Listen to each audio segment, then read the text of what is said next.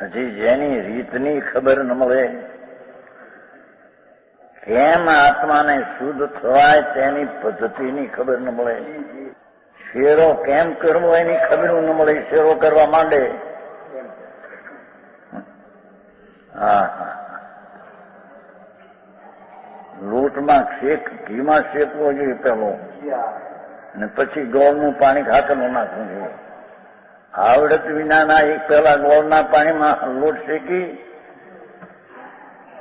અને પછી ઘી નાખે, એ શેરા કરવાની રીતની જ ખબર નથી એને.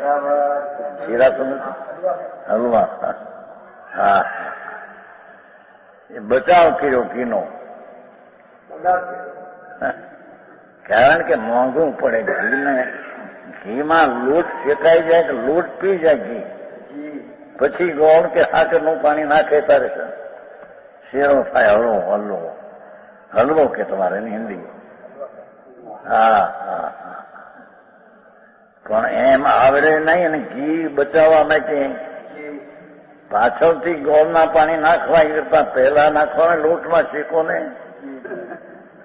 એ શેરા કરવાની રીત નથી ભગવાન. એ તારા બધા તણી જાય છે, લોટ ઘી ને ગોળ ત્રણી. હા હા, શું કહેવાય, લૂપરી નહીં થાય, પોટીસ. હા હા, પોટીસમાં તો બાયું એમ કેતી હોય, આપણે સાંભળેલું હોય. આ ક્યાં કોઈ કહ્યું કે જાતું મોટું ઘી નાખી હોય હો પોટીસ બનાવે, જાતું મોટું ઘી. એટલે કઈ ઘી પીડ્યા વિના આવે નહીં, અને ઘણું પડે નહીં. ઘણું પડે તો લૂપરી નહીં થાય, બિલકુલ ન પડે તો લૂપરી નહીં થાય.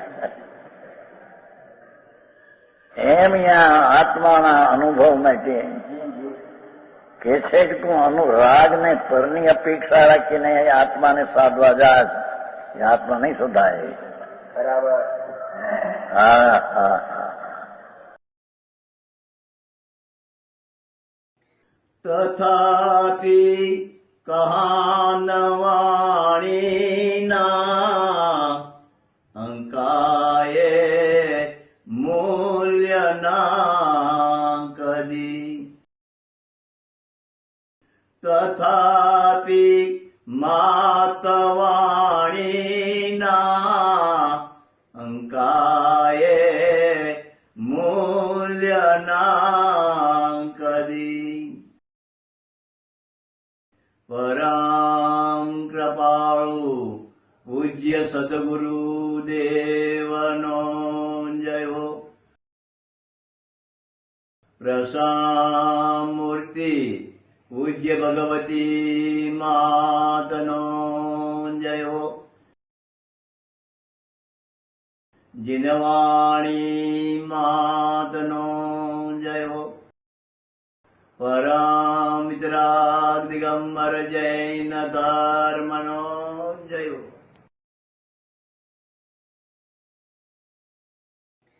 તથાપિ કહાનવાણીના અંકાયે મૂલ્યના કદી.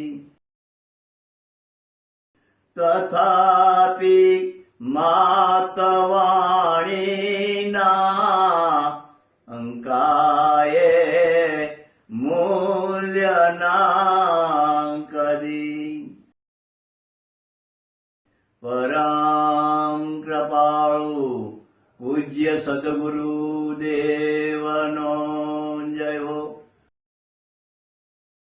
પ્રસામૂર્તિ પૂજ્ય ભગવતી માતનો જય હો.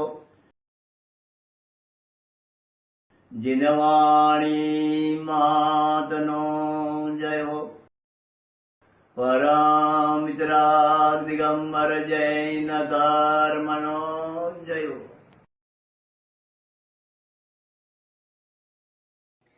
તથાપિ કહાનવાણીના અંકાયે મૂલ્યના કદી.